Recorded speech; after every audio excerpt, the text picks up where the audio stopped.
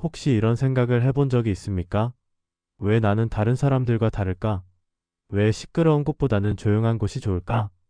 왜 의미 없는 대화보다는 혼자만의 시간이 더 편할까? 아니면 이런 경험은 어떻습니까? 친구들이 모두 어떤 모임에 가자고 할 때 마음 한편에서 가기 싫다는 소리가 들리는 경험. 다른 사람들은 신나는 파티나 행사에서 오히려 더 피곤해지는 경험. 혼자 있을 때가 가장 평안하고 조용한 카페 한 구석이나 집안의 작은 방이 가장 편안한 장소인 경험. 세상은 여러분에게 끊임없이 말합니다. 더 사교적이 되어라. 더 활발해져라. 더 많은 사람들과 어울려라. 네트워킹을 해라. SNS에 더 많이 올려라. 자신을 더 드러내라. 그런 말들을 들을 때마다 여러분은 혹시 자신에게 뭔가 문제가 있는 것은 아닐까, 뭔가 부족한 것은 아닐까 하는 생각이 드시지 않습니까? 오늘 아침에도 혹시 이런 생각을 하셨나요? 왜 나는 다른 사람들처럼 될 수 없을까? 왜 나는 사람들 앞에 나서는 것이 이렇게 부담스러울까? 왜 나는 큰 모임보다 작은 모임보다 혼자 있는 시간을 더 좋아할까? 만약 지금 이 말씀을 듣고 계시면서 맞아, 바로 나의 이야기야 라고 생각하신다면 저는 여러분에게 말씀드리고 싶습니다. 여러분은 절대 이상한 사람이 아닙니다. 여러분은 절대 문제가 있는 사람이 아닙니다. 여러분은 절대 부족한 사람이 아닙니다. 오히려 여러분은 하나님께서 특별한 목적을 위해, 특별한 사명을 위해, 특별한 계획을 위해 구별하신 소중하고 귀한 존재입니다. 우리가 살고 있는 21세기는 역사상 가장 시끄러운 시대입니다. 스마트폰에서 끊임없이 울리는 알림음, 24시간 돌아가는 뉴스, 소셜미디어의 끝없는 피드, 그리고 더 빨리, 더 많이, 더 크게를 외치는 세상의 목소리들. 이 모든 소음 속에서 우리는 자신의 내면의 목소리를 잃어버리기 쉽습니다. 하나님의 세미한 음성을 놓치기 쉽습니다. 하지만 성경을 펼쳐보면 우리는 놀라운 사실을 발견하게 됩니다. 하나님께서 선택하신 사람들, 하나님께서 크게 사용하신 사람들은 모두 먼저 숨겨지는 시간을 거쳤다는 것입니다. 이것은 우연이 아닙니다. 이것은 실수가 아닙니다. 이것은 하나님의 완벽한 계획이며 하나님의 지혜로운 방법입니다. 제 일부 예수님의 숨겨진 30년 침묵 속의 준비. 예수님을 보십시오. 하나님의 아들이시며 세상의 구원자이시며 우주의 창조주이신 예수님께서 이 땅에 오셔서 무려 30년이라는 긴 시간을 조용히 보내셨습니다. 누가복음 3장 23절에서 예수께서 가르치심을 시작하실 때에 30세쯤 되시니라고 기록하고 있습니다. 여기서 가르치심을 시작하실 때라는 표현을 주목해 보십시오. 그 전까지는 가르치지 않으셨다는 뜻입니다. 30년 동안 공적인 사역을 하지 않으셨다는 뜻입니다. 30년의 의미. 30년이 얼마나 긴 시간인지 생각해 보십시오. 한 인간의 전체 인생 중에서 가장 활발하고 역동적인 시간들입니다. 20대와 30대 초반. 체력도 가장 왕성하고 열정도 가장 뜨겁고 꿈도 가장 큰 시기입니다. 만약 우리가 예수님의 마케팅 매니저였다면 뭐라고 말했을까요? 주님, 너무 늦지 않으셨나요? 더 일찍 시작하셔야 하지 않을까요? 사람들이 기다리고 있는데요. 이스라엘 백성들이 메시아를 기다리고 있는데요. 로마의 압제 아래서 신음하고 있는데요. 지금 당장 나타나서 그들을 구원하셔야 하지 않을까요? 하지만 하나님의 때는 우리의 때와 다릅니다. 하나님의 계획은 우리의 계획과 다릅니다. 하나님께서는 예수님을 벌하신 것이 아니라 예수님을 가장 완벽하게 준비시키고 계셨습니다. 나사렛의 목수. 그 30년 동안 예수님은 무엇을 하고 계셨을까요? 마가복음 6장 3절에서 사람들이 예수님을 가리켜 이는 목수가 아니냐라고 말한 것으로 보아 예수님께서는 목수로 일하고 계셨습니다. 목수의 일을 생각해 보십시오. 조용한 작업장에서 나무를 다루고 정확하고 세밀한 작업을 하는 일. 급하게 서둘러서 되는 일이 아닙니다. 인내가 필요하고 정확성이 필요하고 한 번에 조금씩 완성해 나가는 일입니다. 하나님께서는 예수님으로 하여금 30년 동안 목수의 일을 하게 하심으로써 인내를 배우게 하시고 정확성을 배우게 하시고 성실함을 배우게 하셨습니다. 그리고 무엇보다 조용히 아버지와 교제하는 방법을 배우게 하셨습니다. 성경 말씀과의 교제. 또한 그 30년 동안 예수님께서는 성경 말씀을 깊이 묵상하고 계셨을 것입니다. 누가복음 2장 52절에서 예수는 지혜와 키가 자라가며 하나님과 사람에게 더욱 사랑스러워 가시더라고 했습니다. 지혜가 자라갔다는 것은 예수님께서 계속해서 배우고 계셨다는 뜻입니다. 무엇을 배우셨을까요? 하나님의 말씀을, 아버지의 뜻을, 그리고 앞으로 감당하실 십자가의 의미를 배우고 계셨을 것입니다. 누가복음 4장에서 예수님께서 사탄의 시험을 받으실 때 3번 모두 성경 말씀으로 대답하신 것을 보면 예수님께서 그 30년 동안 얼마나 깊이 말씀을 묵상하고 계셨는지 알 수 있습니다. 십자가를 위한 준비. 그리고 무엇보다 그 30년은 십자가를 위한 준비의 시간이었습니다. 십자가에서 온 인류의 죄를 지고 죽으시는 것은 단순한 육체적 고통만이 아니었습니다. 그것은 영적인 고통이었고 아버지와의 분리를 의미하는 것이었습니다. 그런 무서운 사명을 감당하기 위해서는 충분한 준비가 필요했습니다. 아버지와의 깊은 교제, 확고한 정체성의 확립, 흔들리지 않는 믿음의 기초가 필요했습니다. 그 모든 것을 30년 동안 조용히 준비하고 계셨던 것입니다. 때로는 여러분이 밖으로 나가고 싶지 않은 이유가, 사람들과 어울리고 싶지 않은 이유가 하나님께서 여러분 안에 있는 소중한 것들을 지키시기 때문일 수 있습니다. 하나님께서는 여러분을 벌하시는 것이 아니라 여러분을 가장 완벽하게 준비시키고 계시는 것입니다. 제2부 성경 속 숨겨진 영웅들의 상세한 이야기. 모세의 120년 인생 3단계의 준비. 모세의 인생을 자세히 살펴보면 40년씩 3단계로 나뉩니다. 첫 번째 40년은 이집트 왕궁에서, 두 번째 40년은 미디안 광야에서, 세 번째 40년은 이스라엘을 인도하는 일에서 보냈습니다. 특히 두 번째 40년 미디안 광야에서의 시간이 우리에게 큰 교훈을 줍니다. 출애굽기 2장에서 모세는 이집트 사람이 히브리 사람을 치는 것을 보고 그 이집트 사람을 쳐 죽였습니다. 그리고 그 일이 알려져서 바로에게 쫓겨 미디안 땅으로 도망가게 됩니다. 왕궁에서 광야로.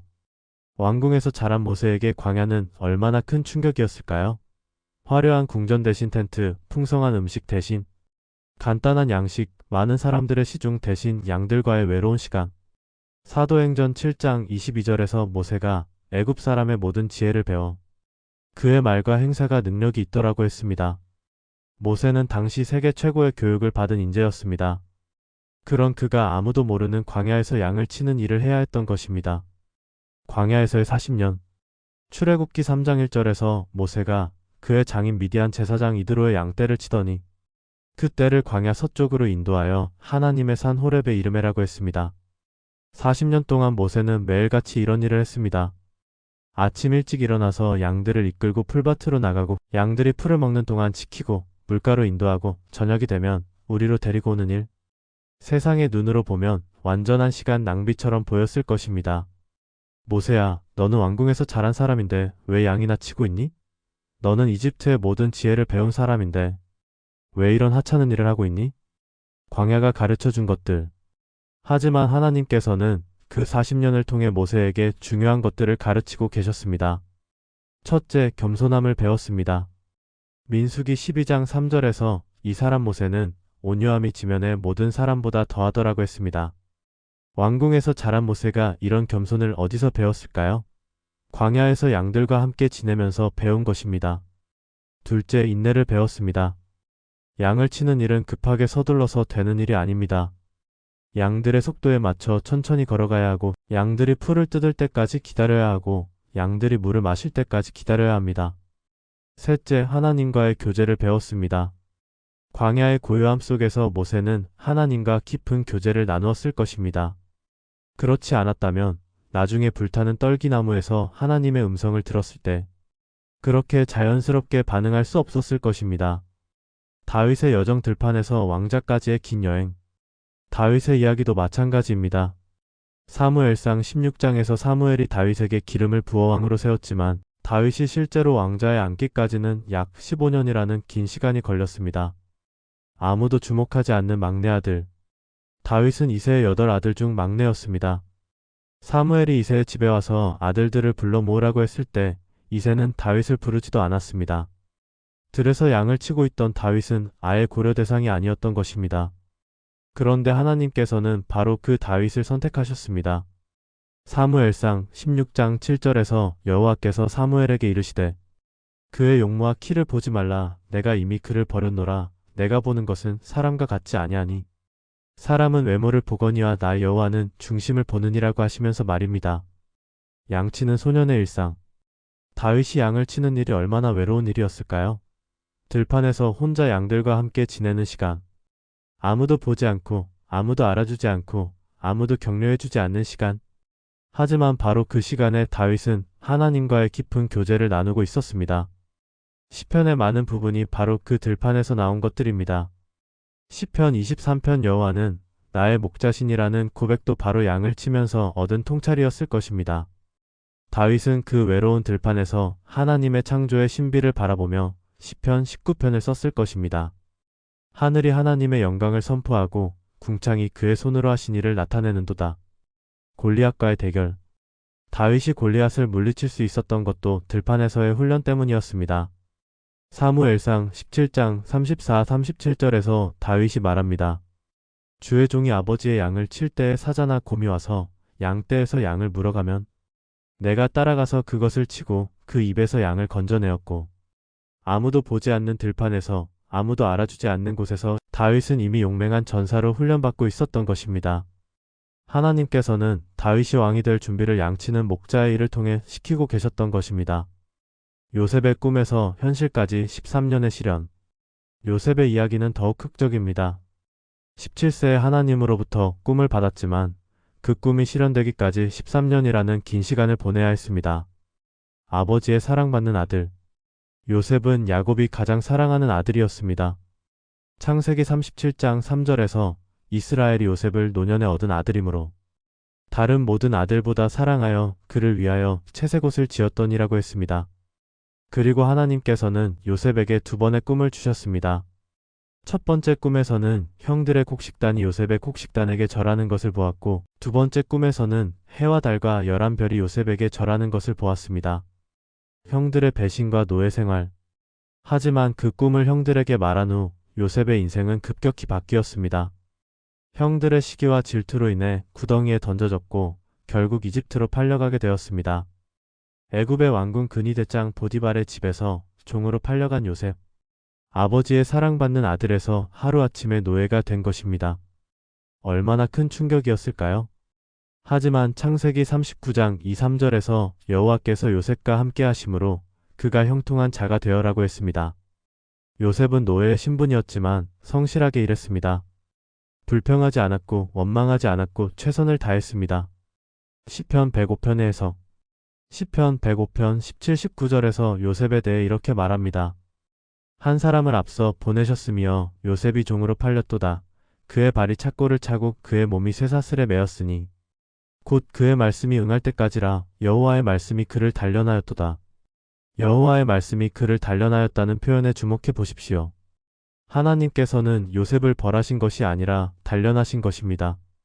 총리가 되어 이집트와 주변 나라들을 다스리기 위해서는 행정 능력, 지혜, 겸손함, 인내심 등이 필요했는데 그 모든 것을 13년의 시련을 통해 배우게 하신 것입니다. 제3부 하나님의 은밀한 곳의 깊은 신비. 시편 91편 1절에서 지존자의 은밀한 곳에 거주하는 자는 전능하신 이의 그늘 아래에 거하리로다라고 말씀하고 있습니다. 은밀한 곳이라는 표현이 흥미롭습니다. 히브리어로는 세테르세더인데 이는 숨겨진 장소, 비밀스러운 장소라는 의미입니다. 하나님께는 그런 특별한 장소가 있다는 것입니다. 은밀한 곳의 특징. 첫째, 보호의 장소입니다. 그 은밀한 곳은 벌받는 곳이 아닙니다. 그곳은 하나님의 보호하심이 있는 장소입니다. 마치 어미새가 새끼를 날개 아래 숨기듯이 하나님께서 자신의 자녀들을 보호하시는 장소입니다. 시편 17편 8절에서 다윗은 이렇게 기도합니다. 나를 눈동자같이 지키시고 주의 날개 그늘 아래에 숨기사. 둘째, 친밀함의 장소입니다. 은밀한 곳은 하나님과의 깊은 교제가 일어나는 장소입니다. 다른 사람들의 방해를 받지 않고 세상의 소음에 흔들리지 않고 오직 하나님과만 교제할 수 있는 장소입니다. 아가서 2장 14절에서 바위 틈 바위. 은밀한 곳에 있는 나의 비둘기야, 내 얼굴을 보게 하라, 내 음성을 들려다오. 셋째, 변화의 장소입니다. 은밀한 곳은 하나님께서 우리를 변화시키시는 장소입니다. 세상의 눈에는 아무 일도 일어나지 않는 것처럼 보이지만 실제로는 가장 깊고 중요한 변화가 일어나는 곳입니다. 씨앗의 심오한 비유. 씨앗의 비유를 더 깊이 생각해 보십시오. 씨앗이 아름다운 꽃이나 나무가 되기 전에 반드시 어둠 속에 묻혀야 한다는 것은 자연계의 법칙입니다. 요한복음 12장 24절에서 예수님께서 말씀하셨습니다. 내가 진실로 진실로 너희에게 이르노니 한 알의 밀이 땅에 떨어져 죽지 아니하면 한 알 그대로 있고 죽으면 많은 열매를 맺느니라. 씨앗은 땅에 묻혀 겉껍질이 썩어 없어져야 합니다. 그래야 안에 있는 생명이 나올 수 있습니다. 이것은 죽음과 부활의 원리입니다. 씨앗이 땅에 묻힌 후 천 몇 주 동안은 겉으로 보기에 아무 일도 일어나지 않는 것 같습니다. 하지만 땅속에서는 놀라운 일들이 일어나고 있습니다. 뿌리가 내리고 줄기가 자라고 생명력이 축적되고 있습니다. 농부는 씨를 심은 후에 매일매일 파보지 않습니다. 왜냐하면 그것이 성장 과정을 방해할 것을 알기 때문입니다. 인내심을 가지고 기다립니다. 그리고 때가 되면 한순간에 새싹이 땅을 뚫고 나옵니다. 그리고 계속 자라서 아름다운 꽃을 피우고 풍성한 열매를 맺습니다. 이사야 49장 2절에 갈고 닦은 화살. 이사야 49장 2절에서 메시아에 대해 예언하면서 이렇게 말합니다. 내 입을 날카로운 칼 같이 만드시고 그의 손 그늘에 나를 숨기시며 나를 갈고 닦은 화살로 만드사 그의 화살통에 감추셨느니라. 감추셨다는 표현의 의미가 중요합니다. 히브리어로는 사타르 SATHAR인데 이는 보호를 위해 숨기다, 소중히 보관하다라는 의미입니다. 활을 쓰는 사람을 생각해 보십시오. 그는 가장 중요한 순간을 위해 가장 좋은 화살을 아껴둡니다. 평상시에는 화살통 깊숙한 곳에 보관해 두다가 정말 중요한 목표를 향해 쏠 때 그 화살을 사용합니다. 화살이 정확하게 날아가려면 갈고 닦는 과정이 필요합니다. 날카롭게 만들어야 하고 무게의 균형을 맞춰야 하고 깃털도 정교하게 달아야 합니다. 이 모든 과정은 조용한 곳에서 장인의 손에서 이루어집니다. 여러분이 하나님의 손에 있는 목적의 화살이라면 아무렇게나 던져지지 않습니다. 때가 될 때까지 하나님의 화살통에서 가까이 보관됩니다. 제사부 준비 없는 드러남의 위험. 우리 중 많은 사람들이 숨겨지는 과정 없이 드러나기를 원합니다. 준비 없이 무대에 서고 싶어 합니다. 이것은 매우 자연스러운 욕망입니다. 특히 우리가 살고 있는 시대에는 더욱 그렇습니다. 성급함의 유혹. 소셜미디어 시대에 우리는 매일같이 다른 사람들의 성공 스토리를 봅니다. 젊은 나이에 성공한 사람들, 하루아침에 유명해진 사람들, 갑자기 부자가 된 사람들의 이야기를 봅니다. 그래서 우리는 자신과 비교하게 됩니다. 왜 나는 아직도 이런 곳에 있을까? 왜 나는 아직도 준비만 하고 있을까? 언제쯤 나의 때가 올까? 하지만 소셜미디어에서 보는 것은 결과일 뿐입니다. 그 결과가 나오기까지의 긴 준비 과정은 보이지 않습니다. 실패와 좌절, 눈물과 고민, 조용한 노력과 인내의 시간들은 보이지 않습니다. 너무 일찍 드러남의 위험. 하나님께서는 사랑으로 우리를 너무 일찍 드러내지 않으십니다. 왜냐하면 너무 일찍 드러난 것은 쉽게 파괴될 수 있기 때문입니다. 온실에서 자란 식물을 생각해 보십시오. 온실 안에서는 완벽하게 자랍니다. 적절한 온도, 적절한 습도, 적절한 광량이 제공됩니다. 하지만 그 식물을 갑자기 추운 바깥으로 내놓으면 어떻게 될까요? 죽어버립니다. 영적인 면에서도 마찬가지입니다. 충분히 준비되지 않은 상태에서 큰 책임을 맡게 되면 그 무게를 감당할 수 없습니다. 갑작스러운 인기나 성공은 때로는 사람을 망치기도 합니다. 디모데전서 3장 6절에서 바울이 디모데에게 주는 교훈입니다. 새로 입교한 자를 말지니 교만하여져서 마귀를 정죄하는 그 정죄에 빠질까 하며. 사울 왕의 예를 보십시오. 그는 백성들의 요구에 의해 갑자기 왕이 되었습니다. 충분한 준비나 훈련 없이 왕위에 올랐습니다. 처음에는 겸손했지만 시간이 지나면서 교만해졌고 결국 하나님께 버림받았습니다. 반면 다윗은 어린 시절부터 긴 준비 과정을 거쳤습니다. 들판에서의 훈련, 골리앗과의 대결, 사울을 피해 도망다니며 겪은 시련들. 이 모든 것이 그를 진정한 왕으로 만들어준 것입니다. 제어부 고요함 속에서 들리는 하나님의 음성. 엘리야와 세미한 음성의 깊은 의미. 엘리야의 호렙산 경험을 더 자세히 살펴보겠습니다. 열왕기상 19장은 엘리야가 갈멜산에서 바알의 선지자 450명과 아세라의 선지자 400명을 물리친 직후의 이야기입니다.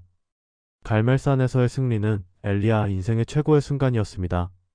하나님의 불이 하늘에서 내려와 재물과 나무와 돌과 흙을 태우고 도랑의 물까지 핥았습니다. 모든 백성들이 여호와 그는 하나님이시로다라고 외쳤습니다. 하지만 이세벨이 엘리야를 죽이겠다고 위협하자 엘리야는 두려워서 도망쳤습니다. 승리의 순간에서 절망의 순간으로 급격히 떨어진 것입니다. 엘리야는 유다 광야로 도망가서 로뎀나무 아래 앉아 죽기를 구했습니다. 여호와여 조카오니 이제 내 생명을 거두소서. 이때 하나님께서는 엘리야를 책망하지 않으셨습니다. 대신 천사를 보내서 음식을 주시고 잠을 자게 하셨습니다. 2번이나 그렇게 하셨습니다. 엘리야의 육체적, 정신적 회복을 위해 배려해 주신 것입니다. 그리고 그 음식의 힘으로 40일 40야를 걸어 하나님의 산 호렙에 이르렀습니다.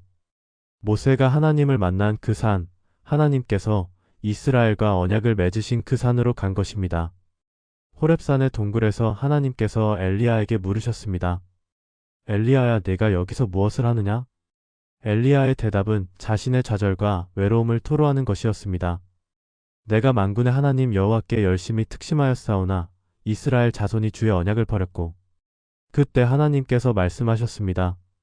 너는 나가서 산에서 여호와 앞에 서라보라. 여호와께서 지나가시리라. 강한 바람이 산들을 가르며 바위들을 부수었지만 여호와는 바람 가운데 계시지 않았습니다. 바람 후에 지진이 있었지만 여호와는 지진 가운데 계시지 않았습니다.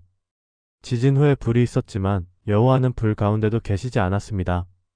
불 후에 세미한 음성이 있는지라. 히브리어 원문을 보면 콜 드마마 다카입니다. 직역하면 고요한 침묵의 소리입니다. 이는 모순적인 표현처럼 보입니다. 어떻게 침묵의 소리일 수 있을까요? 하지만 이것이 바로 하나님께서 말씀하시는 방식입니다. 세상의 소음이 멈출 때, 마음이 고요해질 때, 그때 들리는 하나님의 음성이 있습니다. 예수님의 한적한 곳에서의 기도. 예수님의 기도 생활을 살펴보면 그분께서 얼마나 자주 조용한 곳을 찾으셨는지 알 수 있습니다. 마가복음 1장 35절에서 새벽 아직도 밝기 전에 예수께서 일어나 나가사 한적한 곳으로 가서 거기서 기도하시더니, 예수님께서는 하루 중 가장 조용한 시간, 새벽 미명의 시간을 기도를 위해 구별하셨습니다. 아무도 깨지 않은 시간, 세상의 소음이 시작되기 전 시간에 아버지와 교제하셨습니다. 누가복음 5장 16절에서 예수는 물러가사 한적한 곳에서 기도하시니라. 물러가사라는 표현에 주목해 보십시오. 예수님께서는 의도적으로 무리들로부터 떨어져 나오셨습니다. 사람들을 사랑하지 않아서가 아니라 아버지와의 교제를 우선시하셨기 때문입니다. 누가복음 6장 12절에서 이때 예수께서 기도하시러 산으로 가사 밤이 새도록 하나님께 기도하시고 12 제자를 선택하시기 전에 밤새 기도하셨습니다. 중요한 결정을 앞두고 충분한 시간을 들여 아버지의 뜻을 구하신 것입니다. 이 모든 것들이 우리에게 가르쳐 주는 것은 무엇입니까? 능력은 끊임없는 노출에서 나오는 것이 아니라 숨겨진 친밀함에서 나온다는 것입니다. 제육부 세상과 다른 리듬으로 살아가는 지혜. C.S. 루이스의 깊은 통찰들. C.S. 루이스는 20세기의 가장 위대한 기독교 변증가 중 한 사람입니다.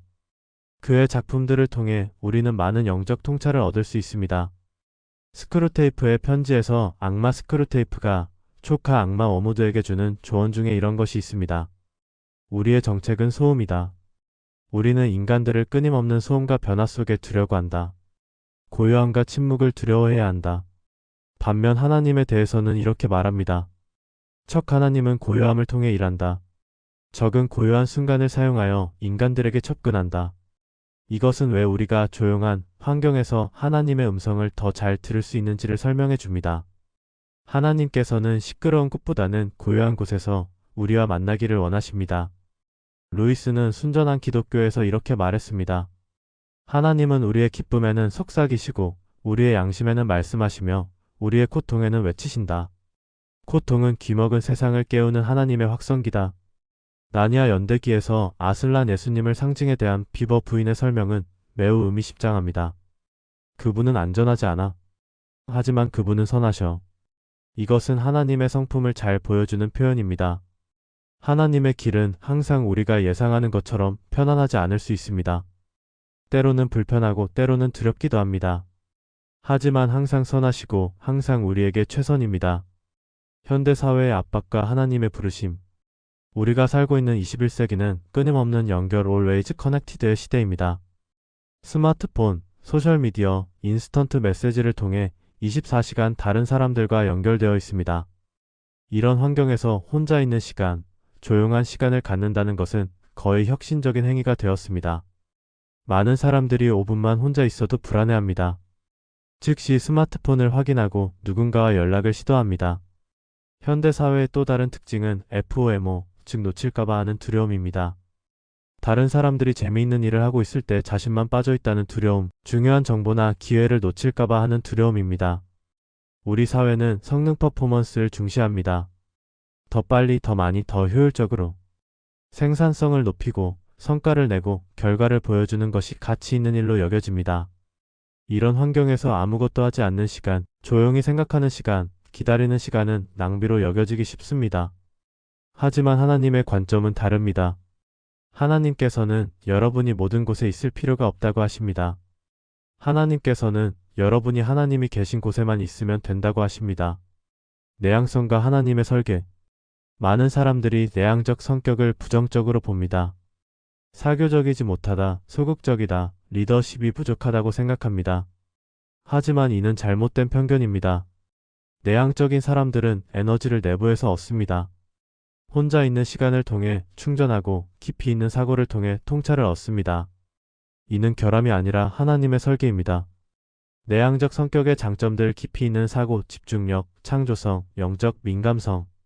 조용한 환경을 좋아하기 때문에 하나님의 세미한 음성에 더 민감할 수 있습니다. 성경 속 내향적 인물들 모세, 엘리야, 마리아, 사도 요한. 이들은 모두 하나님께서 크게 사용하신 사람들입니다. 채칠부 구별된 삶을 살아가는 용기. 베드로전서 2장 9절의 깊은 의미.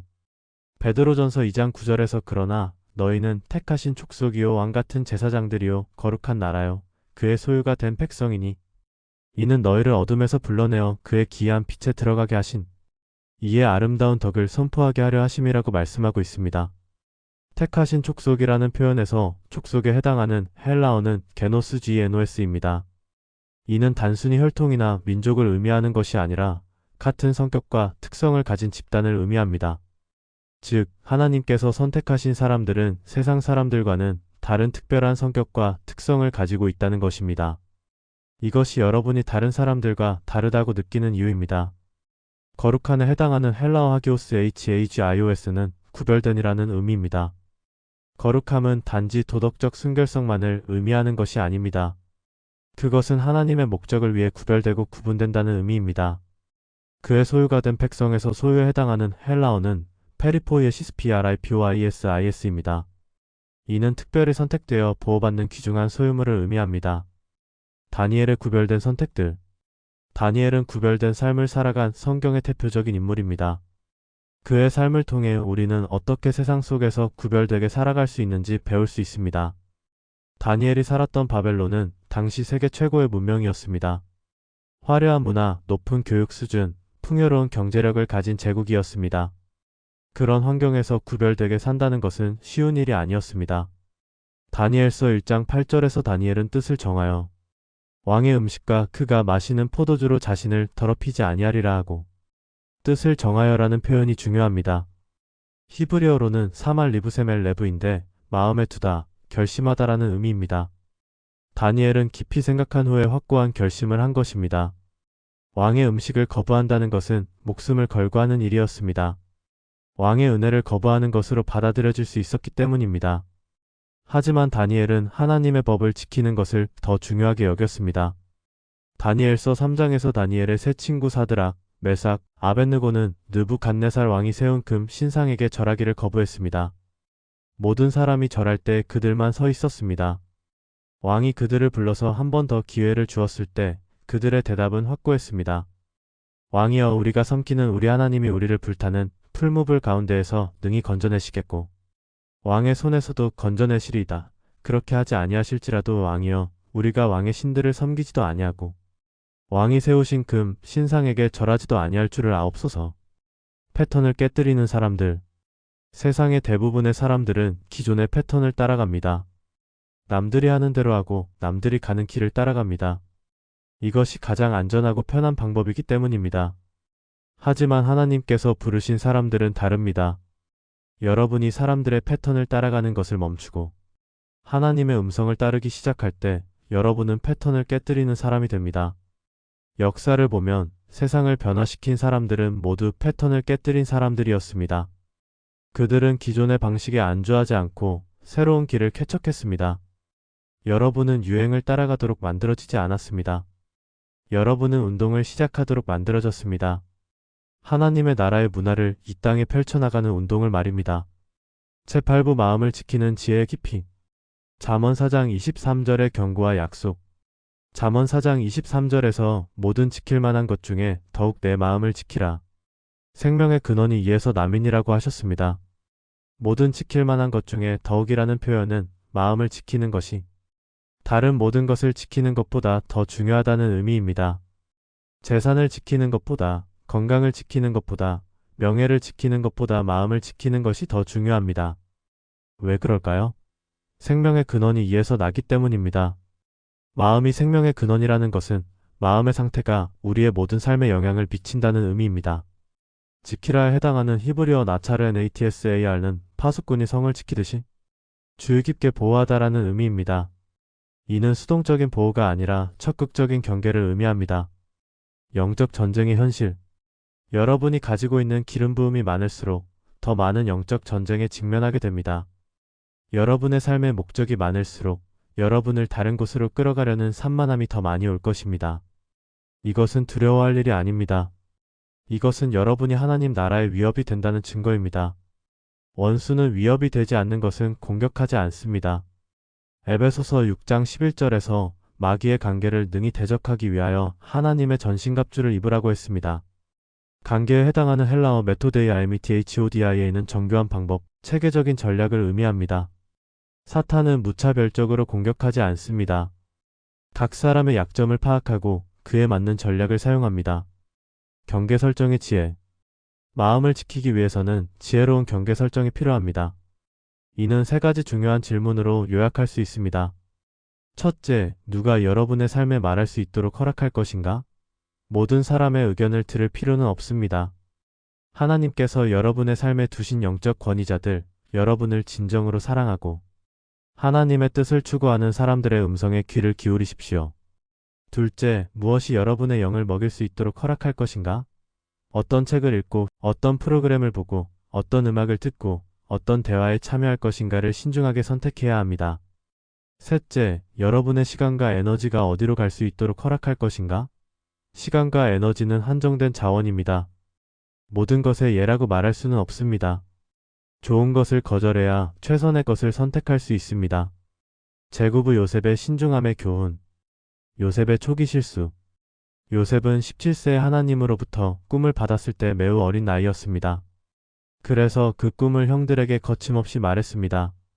창세기 37장 5절에서 요셉이 꿈을 꾸고 자기 형들에게 말하며 그들이 그를 더욱 미워하였더라고 했습니다. 꿈의 내용과 형들의 반응을 보면 첫 번째 꿈에서 요셉과 형들이 밭에서 곡식단을 묶고 있는데 요셉의 곡식단은 일어서고 형들의 곡식단이 그 주위에 서서 절을 하는 것이었습니다. 두 번째 꿈에서는 해와 달과 11별이 요셉에게 절을 하는 것이었습니다. 이 꿈들을 들은 형들의 반응은 어떠했습니까? 창세기 37장 8절에서 그의 형들이 그에게 이르되 내가 참으로 우리의 왕이 될 것이냐 참으로 우리를 다스릴 것이냐 하고 그의 꿈과 그의 말로 말미암아 그를 더욱 미워하니라고 했습니다. 아버지 야곱의 반응도 복합적이었습니다. 창세기 37장 10절에서 그의 아버지가 그를 꾸짖고 그에게 이르되 내가 꾼 꿈이 무엇이냐라고 했지만 11절에서 그의 형들은 시기하되 그의 아버지는 그 말을 마음에 두었더라고 했습니다. 고난을 통한 교훈.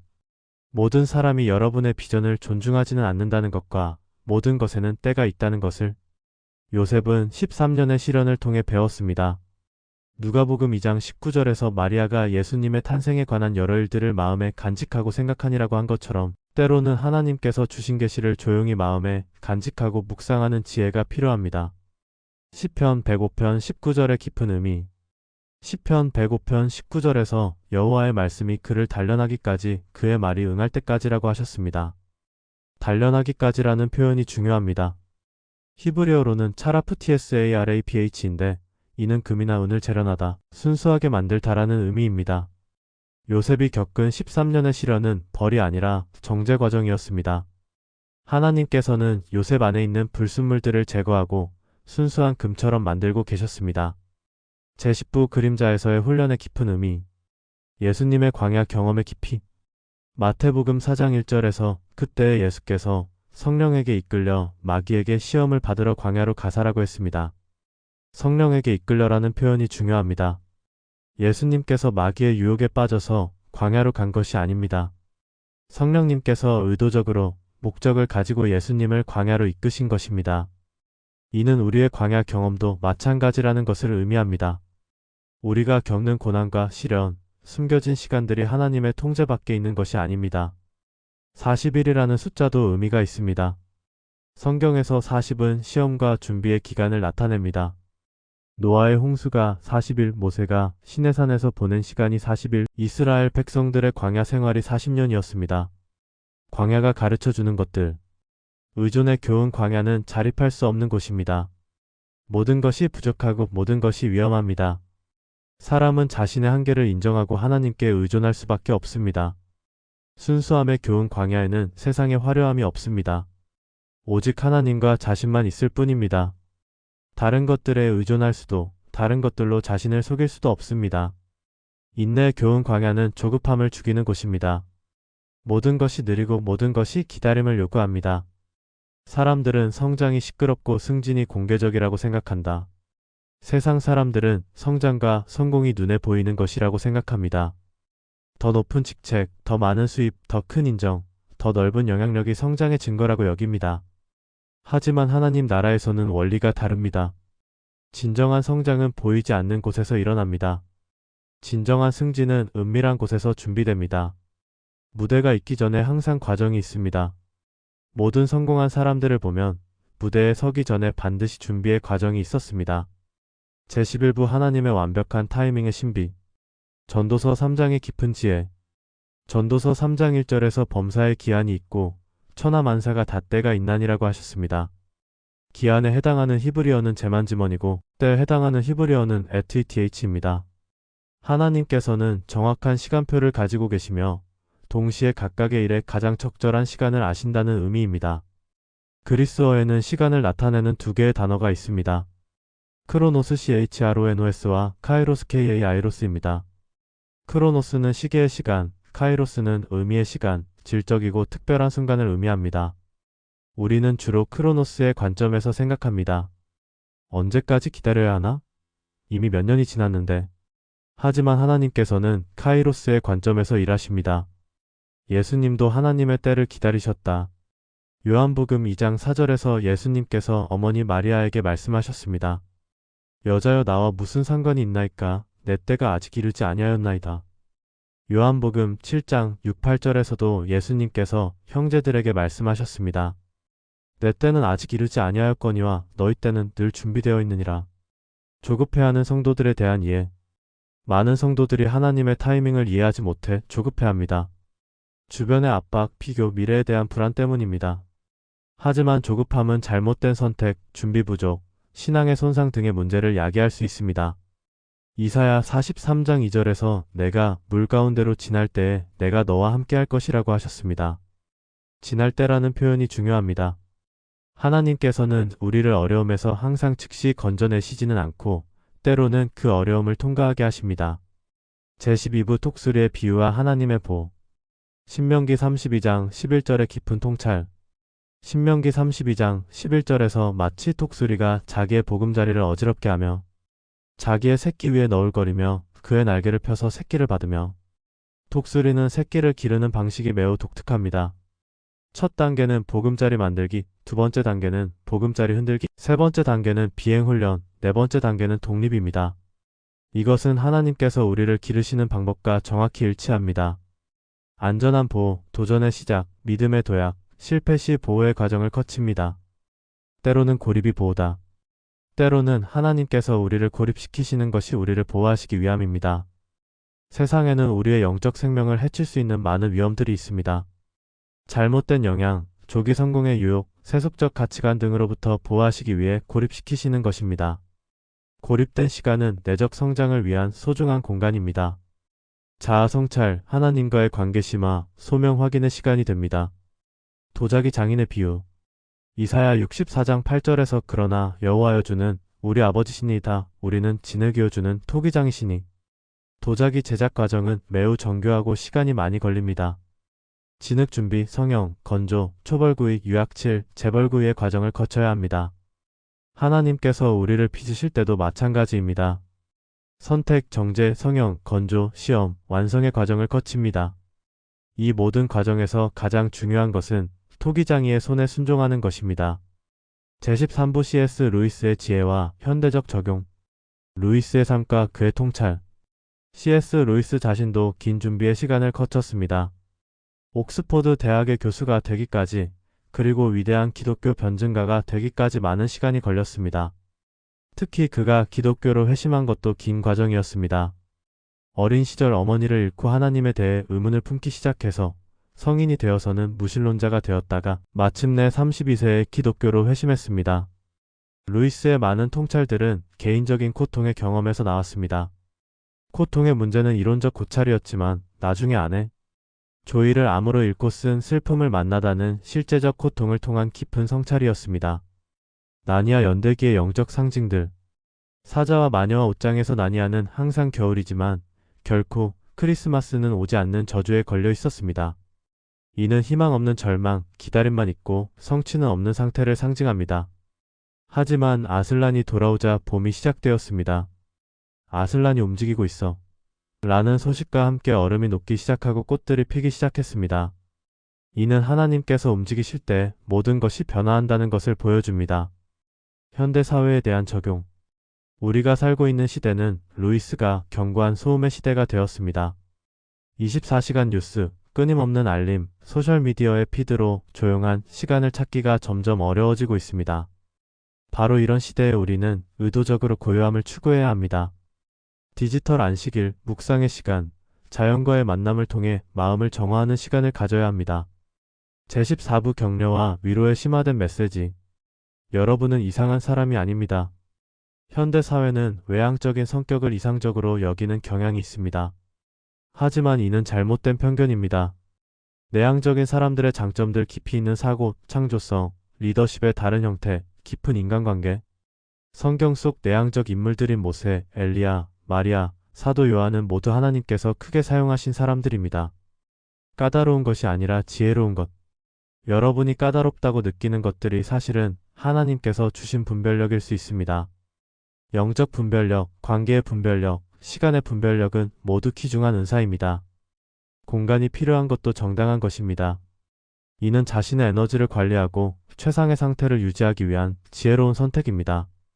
모든 사람이 여러분의 기름을 다룰 수 있는 것은 아니다. 성경에서 기름은 하나님의 기름 부음, 성령님의 임재, 하나님께서 주신 은사와 부르심을 상징합니다. 이것은 매우 귀중하고 거룩한 것입니다.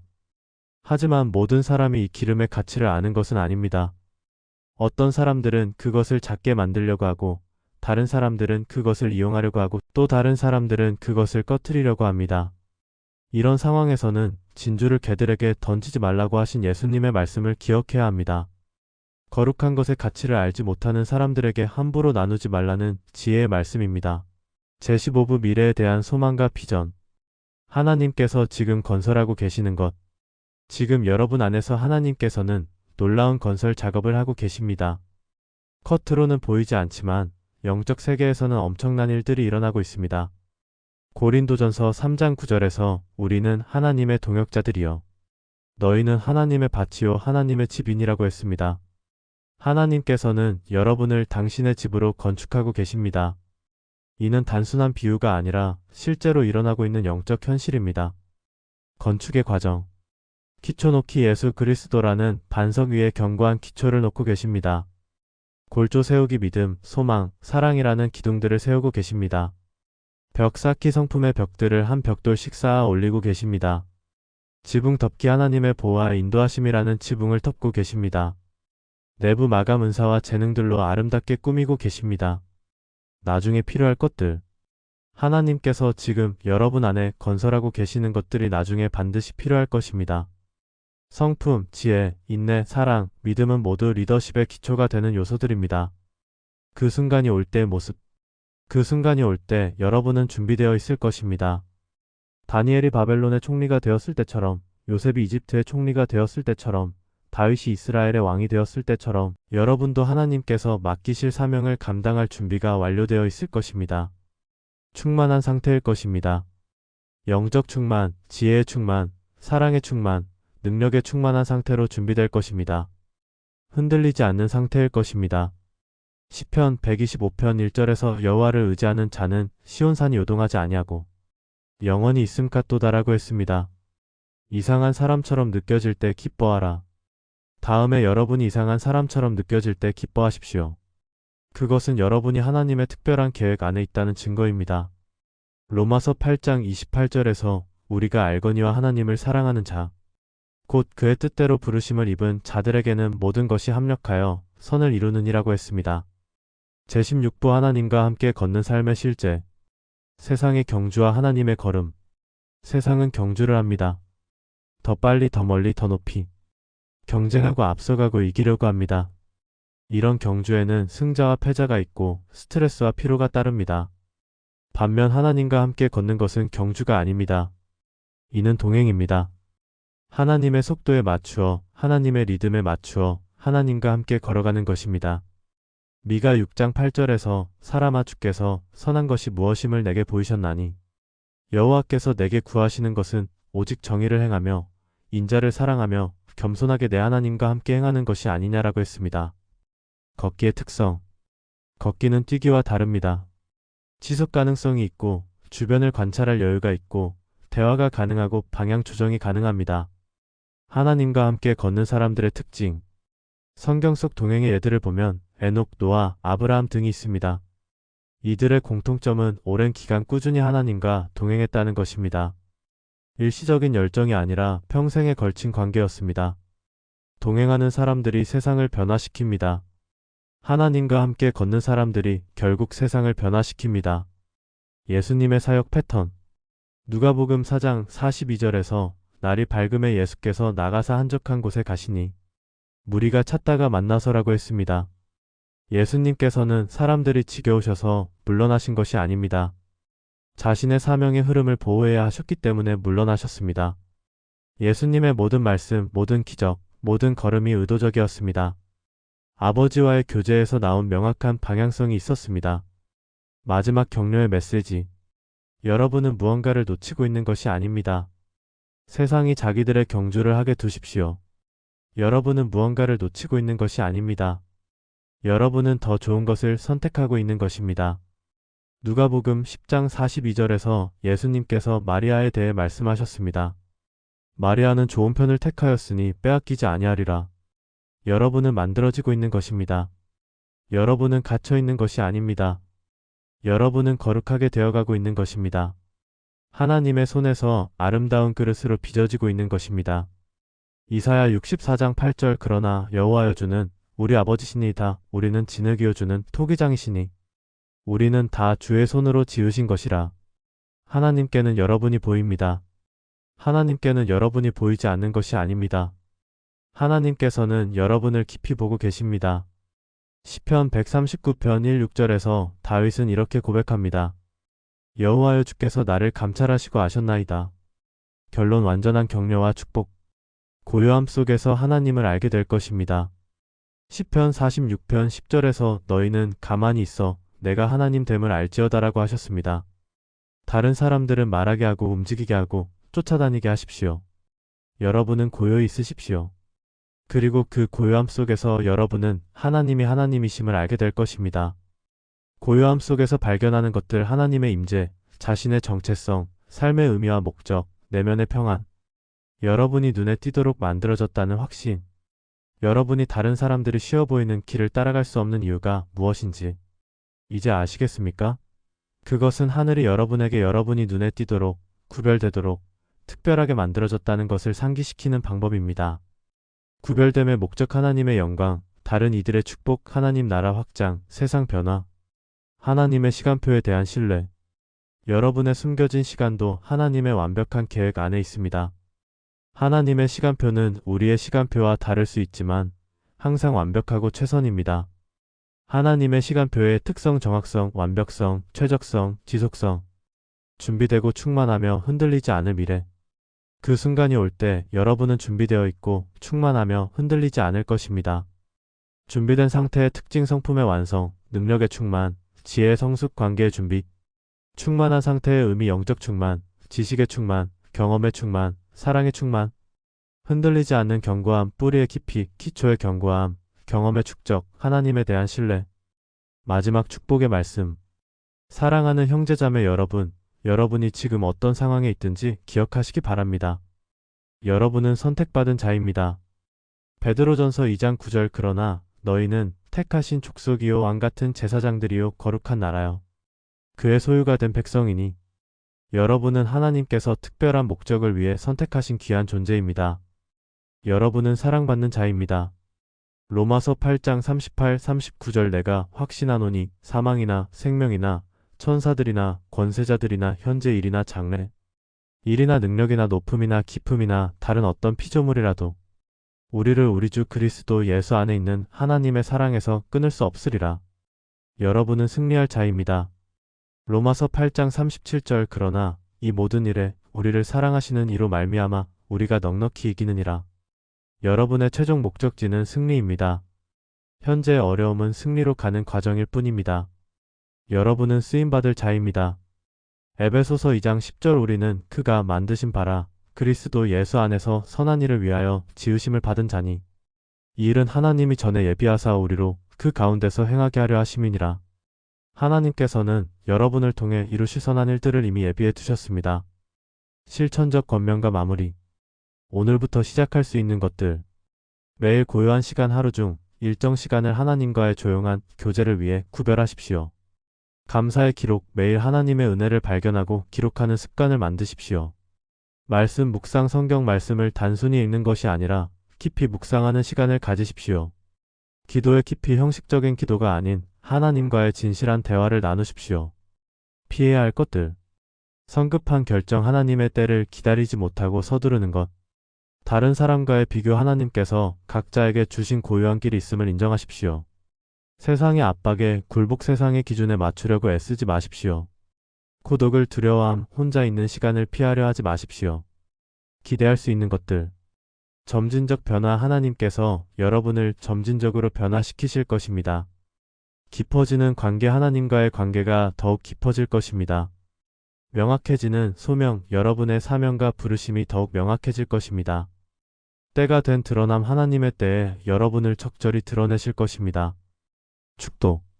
이제는 모든 만물을 그리스도 안에서 통일하게 하려 하시는 하나님의 은혜와 우리를 위하여 대신 기도하시는 예수 그리스도의 크신 사랑과 우리 안에 거하셔서 우리를 인도하시고 위로하시는 성령의 교통하심이 하나님의 때를 기다리며 은밀한 곳에서 하나님과 동행하는 여러분과 여러분의 가정 위에 지금부터 영원토록 함께 있을지어다. 아멘. 마무리 인사와 참여 요청. 사랑하는 형제자매 여러분, 오늘의 말씀이 여러분의 마음에 깊이 와 닿았다면 댓글에 하나님은 항상 나와 함께 하십니다 라고 남겨주세요. 혹시 지금 숨겨진 시간을 보내고 계시다면 어떤 마음인지 하나님께서 여러분에게 어떻게 말씀하고 계신지 들려주세요. 여러분의 이야기가 다른 형제자매들에게 큰 위로와 격려가 될 것입니다. 또한 이런 질문들을 스스로에게 물어보시기 바랍니다. 나는 지금 어떤 준비의 시간을 보내고 있는가?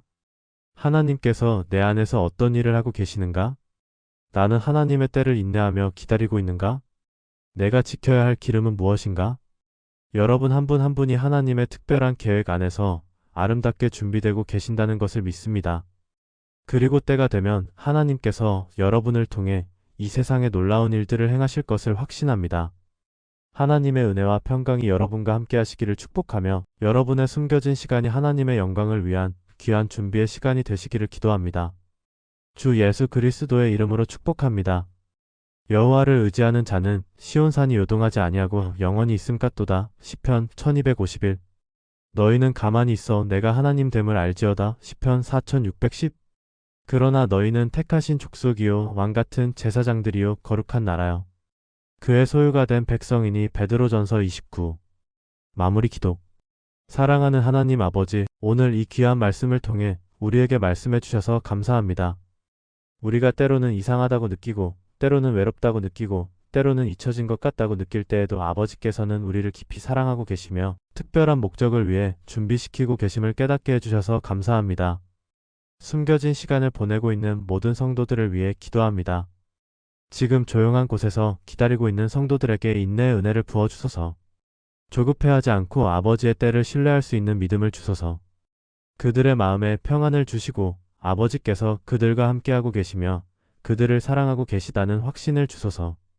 고독을 좋아하는 성도들을 축복해 주소서. 그들이 자신의 성격을 부끄러워하지 않게 해주소서. 오히려 아버지께서 그들에게 주신 특별한 은사임을 깨닫게 해주소서. 그들의 조용한 시간이 아버지와의 깊은 교제의 시간이 되게 해주시고 그 시간을 통해 아버지의 음성을 더욱 선명하게 들을 수 있게 해주소서. 준비의 과정에 있는 모든 이들을 강하게 해주소서. 지금 학습하고 훈련받고 성장하고 있는 모든 성도들에게 지혜와 명철을 더해주소서. 그들이 배우고 있는 모든 것들이 헛되지 않고 때가 되면 아버지의 영광을 위해 귀하게 사용될 줄 믿습니다. 시련 중에 있는 성도들을 위로해 주소서. 지금 어려운 상황을 통과하고 있는 성도들에게 아버지의 위로와 평안을 부어주소서. 그들이 이 시련이 징계가 아니라 연단임을 알게 해주시고 이 과정을 통해 더욱 순금 같은 믿음을 갖게 해주소서. 각자의 기름을 지킬 수 있게 도와주소서. 이 시대의 소음과 유혹들이 우리의 영적 민감성을 둔화시키지 못하게 해주소서.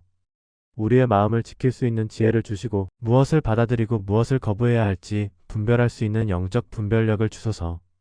하나님과의 연결을 더욱 깊게 해주소서. 우리가 바쁜 일상 속에서도 아버지와의 교제를 놓치지 않게 해주소서. 기도가 형식이 되지 않게 하시고 말씀 묵상이 습관에 그치지 않게 해주소서. 매 순간 아버지의 임재를 느끼며 살아갈 수 있게 해주소서. 때가 되었을 때를 위해 미리 기도합니다. 아버지께서 정하신 때가 되어 우리를 드러내실 그 순간을 위해 미리 감사드립니다. 그때 우리가 준비되어 있고 충만하며 흔들리지 않는 상태가 되게 해주소서. 우리를 통해 아버지의 영광이 드러나고 많은 사람들이 아버지께 돌아오게 해주소서. 이 말씀을 듣는 모든 이들을 축복해 주소서. 오늘 이 말씀을 들은 모든 성도들의 마음에 소망이 넘치게 해주소서. 자신이 이상한 사람이 아니라 아버지께서 특별히 사랑하시는 귀한 존재임을 깊이 깨닫게 해주소서. 우리의 기도를 들어주시는 하나님, 우리는 아버지를 신뢰합니다. 아버지의 때가 최선임을 믿습니다. 아버지의 계획이 완벽함을 고백합니다. 우리의 삶이 아버지의 영광을 위한 것임을 인정합니다. 마지막까지 우리를 포기하지 마시고 아버지께서 시작하신 선한 일을 우리 안에서 완성해 주소서. 이 모든 기도를 우리 주 예수 그리스도의 거룩하신 이름으로 드립니다. 아멘.